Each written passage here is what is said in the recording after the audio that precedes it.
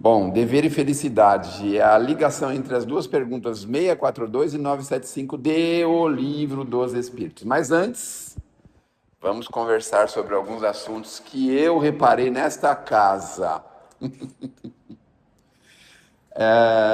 Quando eu entrei, nós temos duas caixinhas ali que são verdadeiros tesouros que a casa tem. A gente percebeu que as pessoas não querem esses tesouros porque eu vi a quantidade de mensagens que tem nessas caixinhas. Se vocês soubessem quanto essas mensagens são para a gente muito interessantes, mas muito.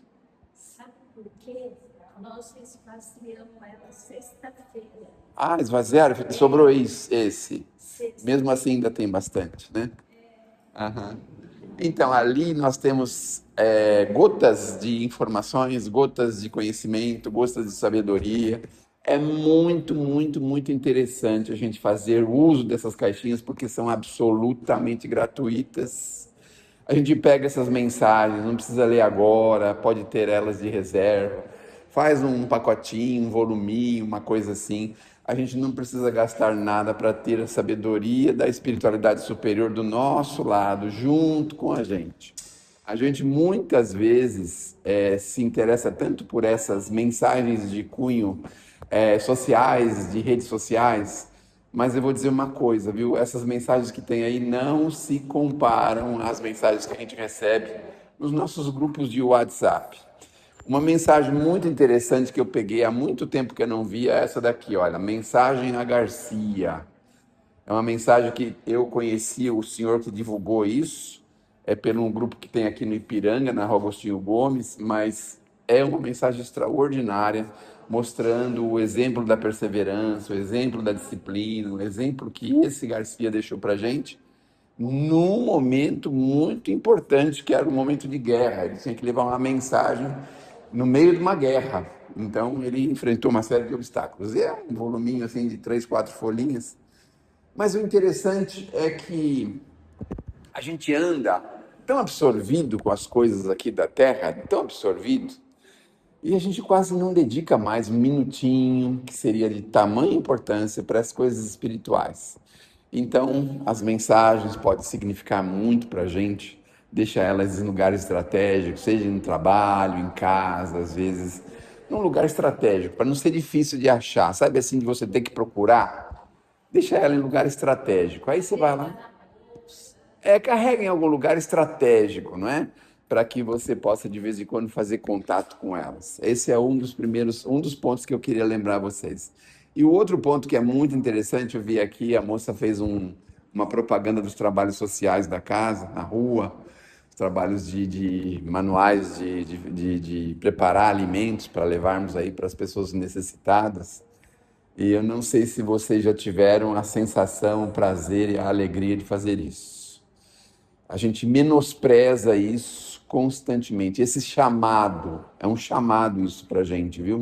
O convite que a casa faz para a gente é um chamado. A gente muitas vezes vive depressões, problemas graves, dificuldades, mas não consegue alcançar a alegria que é participar de um grupo desse, na prática do bem, na prática da caridade, que está interligado com o nosso tema de hoje, está interligado.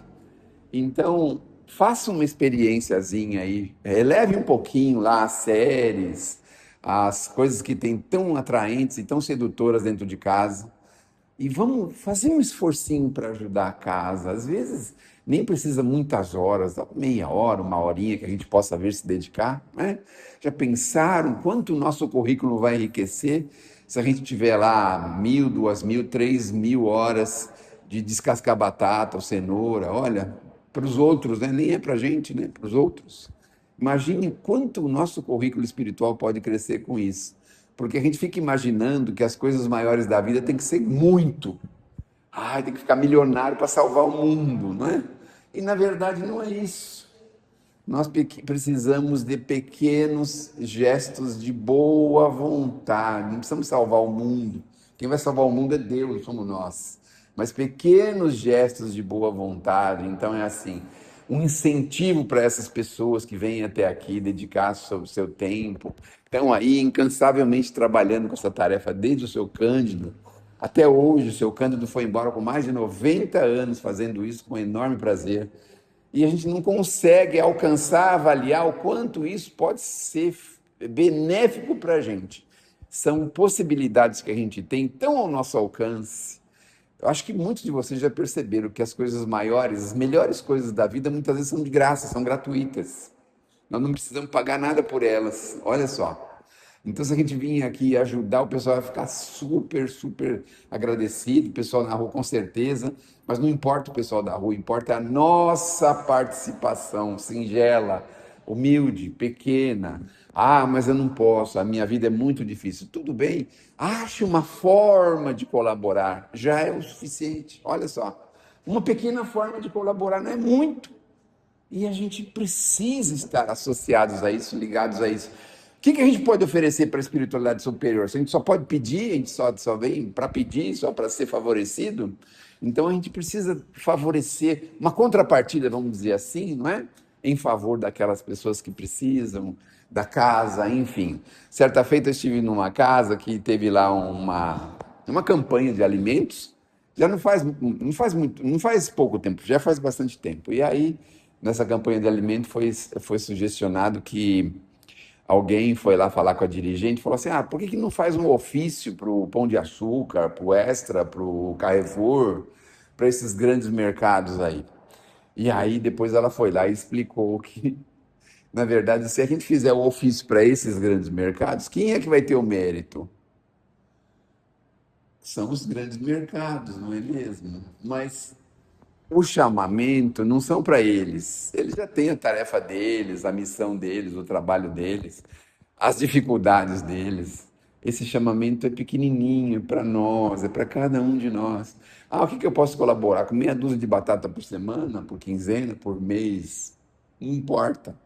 Isso já é muito. O Chico dizia que não existe pouco amor. Quando se faz as coisas com amor, sempre é muito. Chega, né? Conversa fiada, lascada, né? Vamos lá, vamos falar um pouquinho do nosso tema. Tá interessante, tá interessante. Vamos falar um pouquinho do nosso tema. O Kardec fez uma pergunta para os espíritos, porque o Kardec, de vez em quando, queria pegar os espíritos na curva. Não sei se vocês já repararam isso, se a gente for ler lá o livro dos espíritos, de vez em quando o Kardec fazia umas perguntas danadas para os espíritos, né? E a pergunta que ele fez foi assim: será suficiente não fazer o mal para ser agradável a Deus? Porque tem muita gente que faz isso, né? Eu não faço mal para ninguém, não é? Não tem uma coisa de a gente não faz isso? Não, eu não faço mal para ninguém. Ótimo, já é alguma coisa, né? Mas a pergunta era isso: será o suficiente? Ai, ai, ai, a resposta deles é terrível, viu, gente? Olha, eu não sei, ainda dá tempo, viu? Ainda dá tempo da gente escapar da doutrina, viu? Ainda dá tempo, viu? Porque a gente começa a conhecer umas coisas, saber de umas coisas, que começa a pensar assim: meu Deus do céu, era tão bom quando eu não sabia de nada, ai, como era bom, podia fazer o que queria, e gastava tempo à toa, ficava sossegadão, tranquilão, não tinha problema nenhum. Mas a gente começa a conhecer um pouquinho as coisas, parece que começa a pesar na gente, não é? Começa a sobrecarregar a gente com essas informações. Então os Espíritos respondem: não é o suficiente, não. É preciso fazer o bem com todas as nossas forças. Meu Deus do céu. Puxa, por que o Kardec foi perguntar isso? Não, mas por que, meu Deus do céu? Porque agora não é o suficiente a gente dar uma moeda para um cidadão que pede para a gente na rua. Pode ser um começo, mas não é o suficiente. Porque a gente precisa saber dele. Por que ele está naquela situação? O que aconteceu com ele? Nós precisamos aprofundar aquilo. Com todas as nossas forças. Olha só. Tinha um conhecido que trabalhava com morador de rua e a mulher e a mãe dele queriam morrer com ele. Por quê? Ele pegava, de repente, alguém que falava assim: eu estou desempregado, queria trabalhar. E pegava essa pessoa, levava para a casa dele, mandava tomar um banho, pegava uma roupa dele, mandava a pessoa pôr a roupa dele, andava com ele em 2, 3, 4 lugares para ele fazer ficha, fazer entrevista, fazer... Enquanto ele não arrumasse serviço, ele não sossegava. Olha só. Isso é fazer todo o bem que se pode fazer, não é mesmo? Porque a gente se contenta assim. Alguém fala assim, estou precisando de tomar um café, você não pode me dar um dinheiro, por exemplo, assim, a gente dá, né? Sei lá, um café custa uns 25 centavos, mais ou menos, a gente dá para eles 25 centavos, né? Mas o nosso pãozinho de fermentação natural custa 20. Mas a gente se contenta em dar os 25, porque é capaz de ele achar um café por 25. Vai lá no Bom Prato. Mas no Bom Prato é 50 centavos, não é 25, meu Deus do céu. E aí a gente fala, estou tão feliz, fiz o bem. Já é alguma coisa. Mas fazer a medida das nossas forças é assim, a gente saber exatamente o que pode fazer. Porque às vezes não é a moeda que ele está querendo, às vezes ele está querendo um minuto de atenção, alguma outra coisa, não é? Então vocês imaginam que o Kardec foi fazer essa pergunta para atrapalhar a nossa vida, porque estava tão bom a gente fazer as coisas e ir no metrô, abaixar quando alguém me pedir alguma coisa, a gente faz que não vê. Alguém bate na nossa porta, a gente fica bem quietinho para não precisar ir atender. Não é assim que a gente faz? No nosso prédio, por exemplo, apagar a luz para ninguém ver que tem alguém dentro, porque vai aparecer a luz embaixo da porta, não é? Estava tão bom a gente fazer isso, mas agora não é o suficiente, porque alguém toca a campainha em casa. Fica surpreso, mas o porteiro não anunciou, é um vizinho. Aí o vizinho fala, preciso levar alguém no hospital. Ai, minha senhora, mas são 3 horas da manhã, eu estou acabando da maratona da minha série, eu vou ter que sair daqui e levar a pessoa no hospital, meu Deus do céu. Veja se não tem outro vizinho para fazer isso. Será que a gente pode fazer isso? Não, mas a gente sabe faz o quê? O carro está com problema, é perigoso a gente ficar na rua. Eu tava indo sair para trabalhar agora mesmo. A gente inventa cada história, né? Então, fazer o bem que é possível é atender, ajudar, levar, esperar lá para ver se a pessoa vai voltar, se vai ficar lá, se vai ficar internado, se não vai ficar. Porque veio na nossa porta a solicitação. Não é que a gente saiu no prédio e falou assim, quem quiser ir para o hospital 3 horas da manhã, pode ir na minha casa. Não foi isso que aconteceu. Foi uma coisa pessoal. Porque a gente pensa assim, é sorte ou é azar? Olha só. Aí a gente vai descobrindo que existe alguma necessidade, alguma razão dessa ligação, né? Em quem mandou você ficar maratonando um negócio lá? Você podia estar dormindo, né? Se você estivesse dormindo, provavelmente não teriam te chamado. Provavelmente não, né? Mas aí você foi chamado para te resgatar daquele, como é que se fala assim, daquela coisa, né, que ilude a gente. Mas aí a gente reclama, fica chateada, fica nervoso com a pessoa. Mas como é que ela vem 3 horas da manhã aqui? Isso é uma ousadia, meu Deus do céu. Tem que avisar o síndico, ninguém pode bater na porta de ninguém, botar lá na convenção interna. E ninguém, nem um vizinho pode bater na porta do outro vizinho, nem para pedir uma xícara de café, nem uma xícara de açúcar, nem um ovo, nada. Se acabou o ovo no meio da sua receita, vai comprar no Carrefour, que é 24 horas, que está aberto, vai lá. Não precisa pedir para vizinho nenhum. Antigamente tinha esse negócio, né? A gente ia no vizinho, pode dar um pouquinho de açúcar, pode dar uns 2 ovos que eu estou acabando a receita, não é? Mas agora não, o que acontece com a gente? Está no elevador lá, meia-noite, a pessoa está saindo. Você está saindo? Estou saindo. Eu vou no mercado comprar. Você acredita que faltou 2 ovos? Falei, meu Deus, tem 80 pessoas que moram nesse prédio. Será que ninguém tem 2 ovos para ceder para a senhora? Aí tem que sair para comprar 2 ovos. Olha só como que nós somos. Né? A gente também não dá chance para as pessoas. Né? Mas vamos lá, vamos seguir em frente, porque essa daí é de doer, né? Convenhamos, né? É de doer. Bom, aí nós temos o dever e temos a felicidade, porque quando a gente cumpre o dever, o que acontece? Está associado à nossa felicidade interior, porque a gente fica satisfeito quando a gente conseguiu fazer aquilo que a gente pôde. A gente não fica satisfeito de fazer isso para as pessoas que a gente ama profundamente. Seja marido, esposa, namorado, filho, mãe, irmão, pai, não importa. Quando a gente chega em casa e fala, eu fiz a minha parte, fiz o que foi possível, eu atendi no que foi possível, a gente fica altamente feliz. E aí, quando Deus manda alguém que não faz parte do nosso intramuros, ou dentro do nosso muro, né? Porque os espíritos também dizem para a gente assim, às vezes o mendigo que está na rua, ele pode ter sido um familiar seu em outra encarnação. Dói na gente ouvir isso, não dói? O bichinho que a gente leva na casa espírita pode ter sido um bichinho nosso da outra encarnação, né? É que a gente, às vezes, até criou problema para ele, dificuldade. Hoje a gente quer que ele seja até receba, né, até dos espíritos uma boa ajuda, um amparo. Ai, aquele amor aí que a gente não consegue viver sem. Ai, meu Deus do céu, não é? Bom, o que é o dever? O dever está, assim, associado àquilo que nós falamos, não é? Para ser agradável a Deus, não basta a gente deixar de praticar o mal, mas nós precisamos praticar o bem. É o contrário, é uma ação. O dever é uma coisa que a gente age, que a gente faz, sabe? Está associado a isso.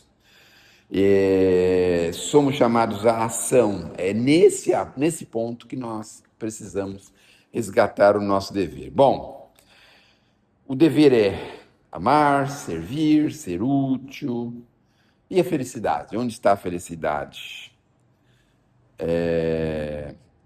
Na pergunta 975 tem lá uma questão assim: os espíritos são felizes ou infelizes segundo os méritos? Pergunta, né? Então, ele dá uma resposta fantástica nessa pergunta 975 também, que é de doer. Eu sugiro a vocês que nunca leiam essa pergunta. 975, jamais vão lá no Livro dos Espíritos, nem na internet, nem no computador, para saber a resposta que os espíritos dão para a gente sobre essa questão da felicidade. A resposta que eles dão é terrível, não dá para a gente aceitar nessa encarnação. Talvez daqui a algumas encarnações a gente vai aceitar melhor, mas nessas aqui, não leiam a pergunta 975. Não façam isso de jeito nenhum, nunca. Porque vai decodificar vocês, vai acordar vocês. Sabe aqueles espiões que eles fazem? A pessoa vive num país, aí o governo quer acordar ele desperta ele. Aí ele desperta e fala: meu Deus do céu, eu tenho uma missão aqui nesse país para fazer. Então, no Livro dos Espíritos, na 975, a gente vai ter isso. A gente vai despertar de uma coisa profundamente complicada, não é? Bom, a gente tem que entender que não existe felicidade sem futuro. Egoísmo e orgulho geram sofrimentos. São frases, né? Frases que a gente vai ouvindo.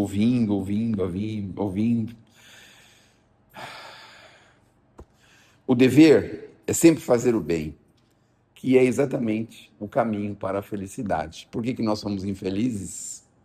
Porque a gente desvia do bem, da prática do bem. Por isso que a gente é infeliz.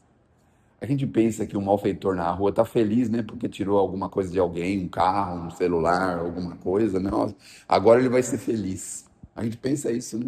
Só que não. Por que não? Porque ele agiu contra a engrenagem divina. Ele fez um desforço. Para ele ser feliz com aquela ação, tadinho, ele vai precisar voltar atrás, passar pelos 4 estágios. Sabe quais são os 4 estágios que nós temos para resolver um problema perante a justiça divina? O primeiro deles é o arrependimento. Aí depois vem o segundo, a expiação, que é sentir na pele o que fez o outro sentir. Aí vem o terceiro, a prova, estar diante da mesma situação e recuar, não fazer. E o quarto e o último estágio é reparação do dano. Agora vocês imaginem, reparar o dano do mal que a gente fez, como é complicado. Vocês não imaginam o quanto isso é complicado. Por quê? Vamos imaginar que a gente não fez um mal muito grande assim. Pichou o muro de alguém, na casa de alguém. Então a reparação do dano, a gente vai chegar lá na casa da pessoa, bater lá e falar: olha, tá vendo esse muro tudo pichado? Foi eu que fiz isso.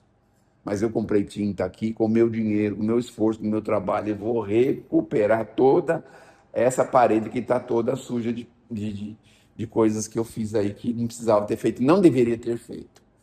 Mas isso parece fácil, né? Mas e quando você tira a vida de uma pessoa? E quando você desvia um patrimônio? E quando você coloca uma pessoa numa situação constrangedora? E quando aquela pessoa, por conta daquele mal que você fez para ela, desequilibra a vida toda, a família inteira? Como é o caso que tem lá no nosso lar do André Luiz.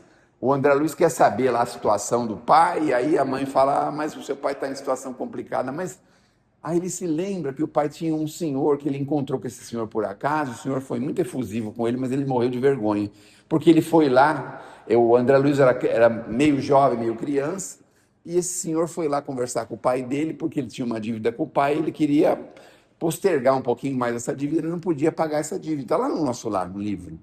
E aí o pai do André Luiz foi irredutível, fez o homem vender casa, e com isso eles desequilibraram. Teve gente, ele morreu, teve um infarto, porque ele perdeu tudo que ele tinha. Foi um desequilíbrio total. Mas esse senhor estava no mundo espiritual altamente refeito, porque ele não levou a conta, ele perdoou, ele deixou, ele seguiu em frente, entendeu que ele estava numa posição que ele podia exigir, enfim, ele resgatou a dívida dele e seguiu em frente. Mas o pai do André Luiz, até o próprio André Luiz tinha vergonha de encontrar com o moço, porque ele soube que o moço foi um problema grave na vida dele. E a gente vê aí nos telejornais aí situações idênticas. Pessoas que vivem aí um drama e depois geram um desequilíbrio terrível. Uma coisa desencadeia outra e outra e outra, um efeito dominó terrível. Então, a nossa tarefa com a doutrina e com Jesus é a prática do bem, porque longe do bem, nós estamos longe da felicidade. Que Deus nos abençoe. Vamos fazer uma poesia? Faz tempo que eu não faço uma poesia, né?